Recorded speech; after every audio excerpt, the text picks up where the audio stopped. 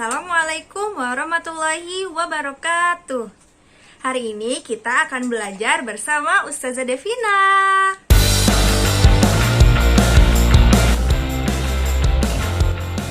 Hari ini kita akan belajar tentang perkembangbiakan tumbuhan secara generatif dan juga vegetatif, baik vegetatif alami maupun vegetatif buatan. Tujuan pembelajaran pada hari ini adalah mengetahui tumbuhan-tumbuhan atau tanaman-tanaman yang berkembang biak secara generatif, vegetatif alami maupun vegetatif buatan. Nah, di antara kalian semua, ada nggak yang pernah menanam tumbuhan? Kalau ada, mungkin ini akan jadi informasi yang bermanfaat bagi kalian semua. Bagi yang belum pernah menanam, nanti coba menanam ya. Sebelumnya, Ustazah akan menjelaskan tentang perkembangbiakan generatif dan vegetatif. Nah, perkembangbiakan generatif atau yang disebut juga reproduksi generatif adalah perkembangbiakan tumbuhan yang terjadi secara kawin atau seksual yang melibatkan sel kelamin jantan dan sel kelamin betina tumbuhan. Teman-teman masih ingat kan kemarin kita sudah belajar tentang bagian-bagian bunga. Nah, pada bagian-bagian bunga ada sel kelamin jantan dan ada sel kelamin betinanya. Sel kelamin jantannya adalah benang sari dan sel kelamin betinanya adalah putih. Betul sekali. Untuk mengetahui bagaimana proses perkembangbiakan generatif pada tumbuhan, yuk simak video setelah ini.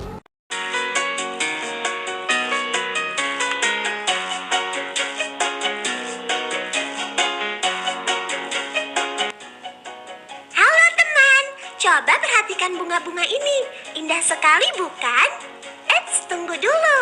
Ternyata selain indah dipandang, bunga juga memiliki fungsi sebagai alat perkembangbiakan tumbuhan loh. Penasaran?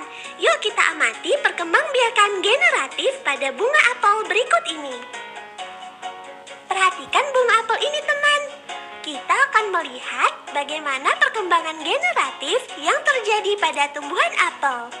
Agar lebih mudah memahaminya, proses perkembangbiakan generatif akan dibagi menjadi 8 adegan.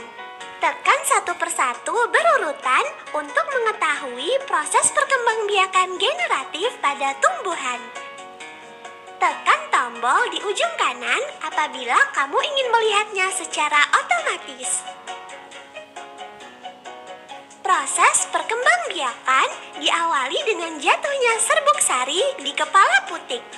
Proses ini biasa disebut dengan penyerbukan. Serbuk sari kemudian berkecambah membentuk bulu serbuk sari. Di dalam bulu serbuk sari tersebut terdapat 1 inti vegetatif dan 2 inti generatif. Selanjutnya, bulu serbuk sari membentuk saluran menuju ruang bakal biji dengan inti vegetatif sebagai penunjuk jalan. Setelah sampai di dalam bakal biji, maka inti vegetatif akan mati.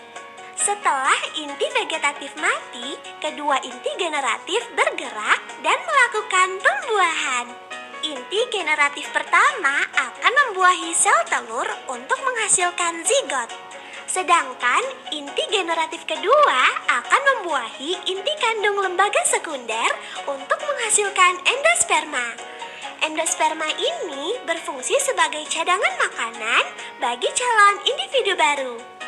Selanjutnya, zigot akan berkembang menjadi embrio dan embrio tersebut akan berkembang menjadi biji. Biji tersebut dilindungi oleh dinding bakal buah. Setelah pembuahan selesai, benang sari, mahkota, dan kelopak bunga akan layu kemudian gugur. Bakal buah yang mengandung biji berkembang menjadi buah. Biji dari buah apel ditanam, kemudian akan tumbuh menjadi tanaman baru.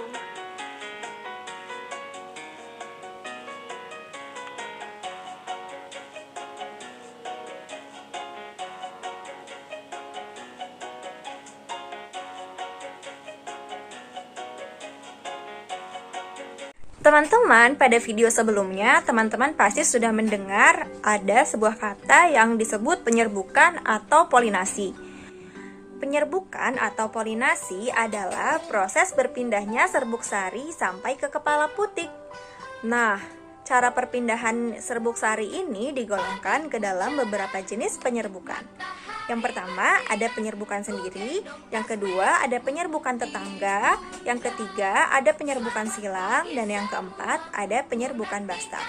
Penyerbukan sendiri adalah penyerbukan yang terjadi dalam satu bunga itu sendiri. Artinya serbuk sari yang jatuh ke kepala putik yang ada pada bunga itu. Contohnya ada pada tanaman mangga, jambu, dan rambutan. Sedangkan penyerbukan tetangga adalah penyerbukan yang terjadi antar bunga dalam satu tumbuhan.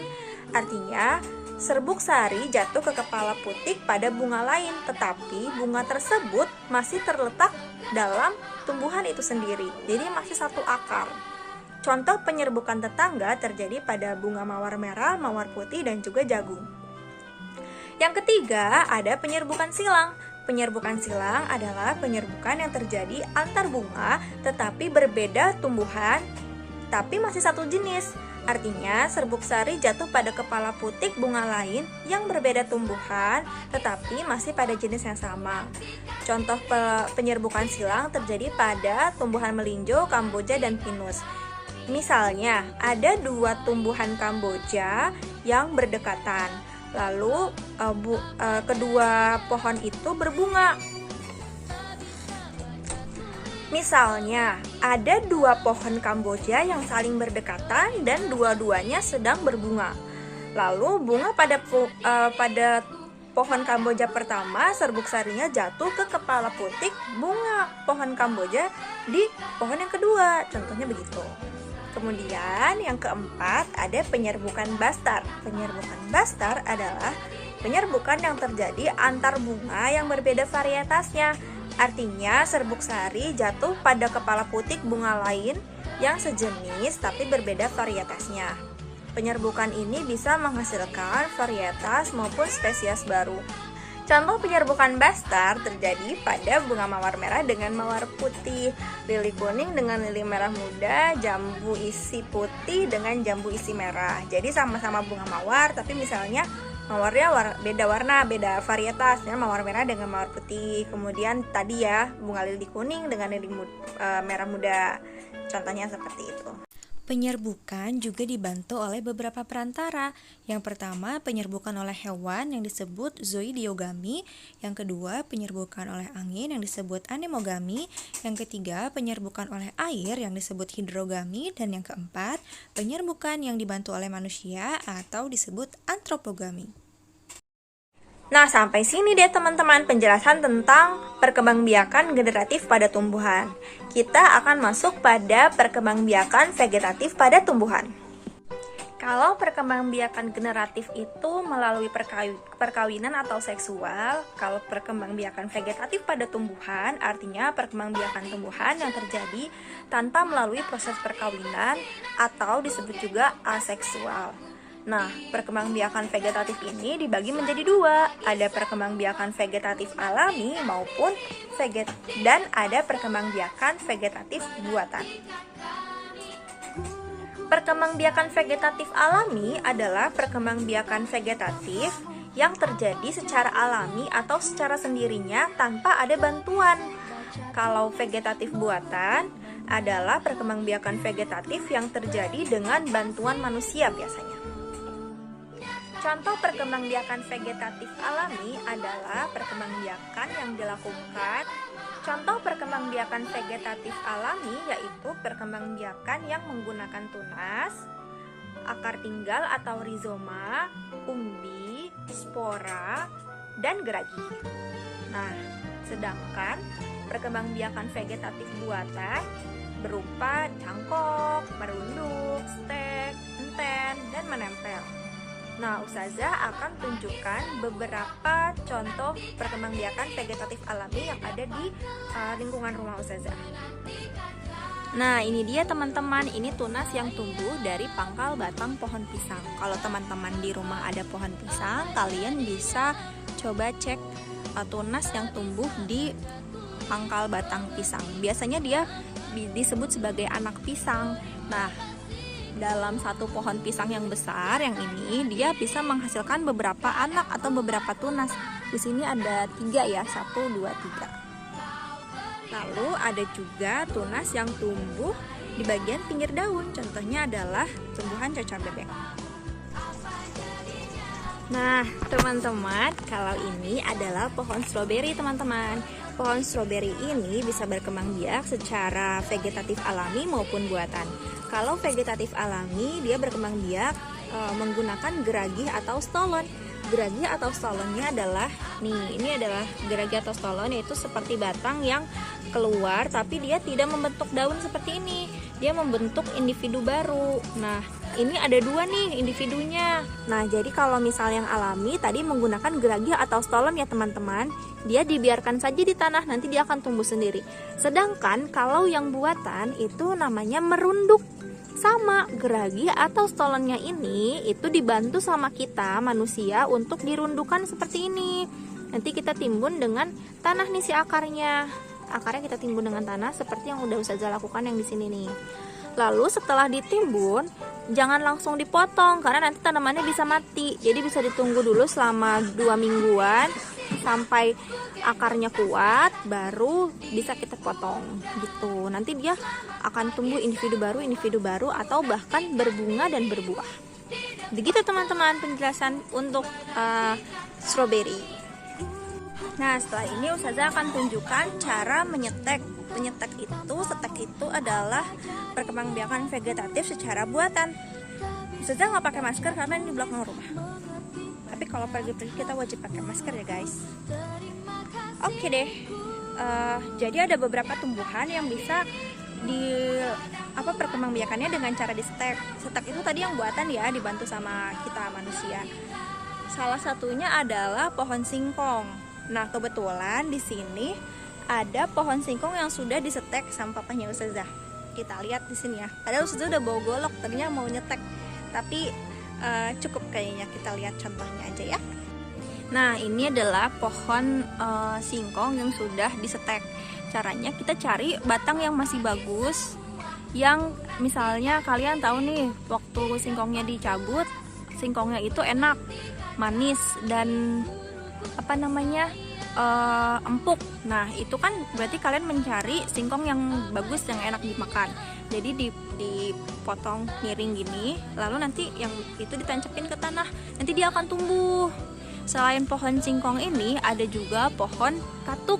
Nih, sini ada pohon katuk. Nah, ini caranya juga sama. Ini pohon katuk. Caranya juga sama, tinggal dipotong gitu, terus tancepin di bawah. Ini juga sama. Ini adalah pohon pepaya Jepang. Gitu teman-teman. Nah, kalau teman-teman mau tahu lebih banyak tentang tumbuhan-tumbuhan yang berkembang biak secara vegetatif alami maupun vegetatif buatan, yuk simak video setelah ini.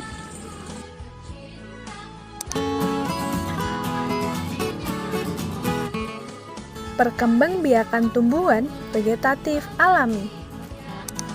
Perkembangbiakan vegetatif adalah perkembangbiakan tanpa melalui proses penyerbukan.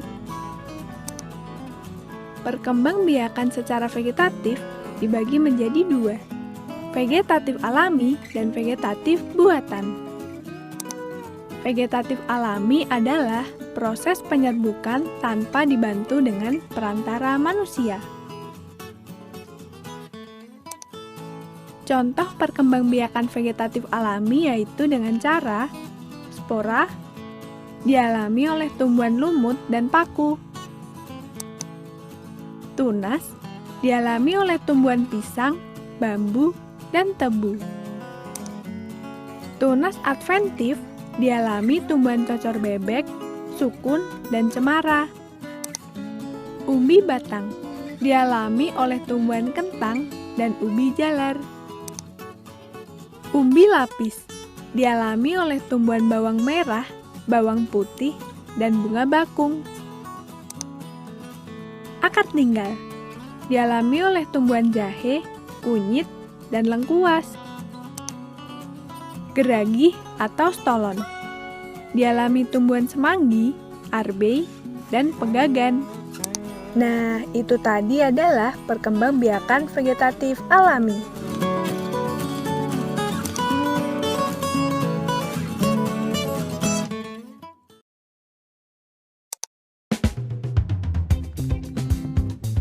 Perkembangbiakan tumbuhan vegetatif buatan.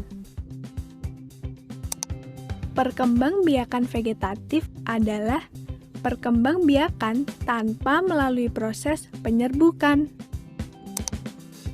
Perkembangbiakan secara vegetatif dibagi menjadi dua, vegetatif alami dan vegetatif buatan. Perkembangbiakan vegetatif buatan terjadi karena adanya bantuan dari manusia. Tujuan perkembangbiakan vegetatif buatan adalah untuk memperoleh tumbuhan bermutu tinggi, tumbuhan yang berbuah banyak, tahan penyakit, dan akarnya kuat. Contoh perkembangbiakan vegetatif buatan adalah mencangkok. Tumbuhan yang dapat dicangkok adalah tumbuhan yang batangnya berkayu atau berkambium seperti pohon mangga, rambutan, dan jambu air. Menyambung bertujuan menggabungkan sifat tanaman baik dan unggul. Okulasi atau menempel. Menempelkan batang yang memiliki tunas pada pohon lain yang sejenis seperti pohon singkong, belimbing, dan karet. Setek. Setek adalah memotong batang tanaman induk yang telah tua, seperti pohon tebu, kunyit, dan bunga mawar. Merunduk. Merunduk adalah menimbun bagian cabang yang tumbuh memanjang di permukaan tanah, seperti pohon apel, anggur, dan stroberi. Nah, itu tadi adalah perkembangbiakan vegetatif buatan. Sampai jumpa dan selamat belajar!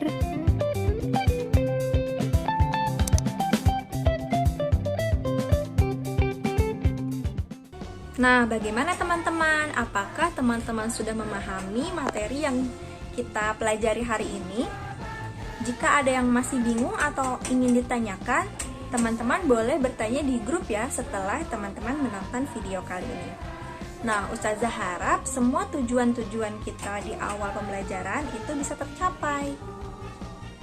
Terima kasih sudah menyaksikan, semoga ilmu yang kalian dapatkan hari ini bermanfaat. Wassalamualaikum warahmatullahi wabarakatuh. Dadah!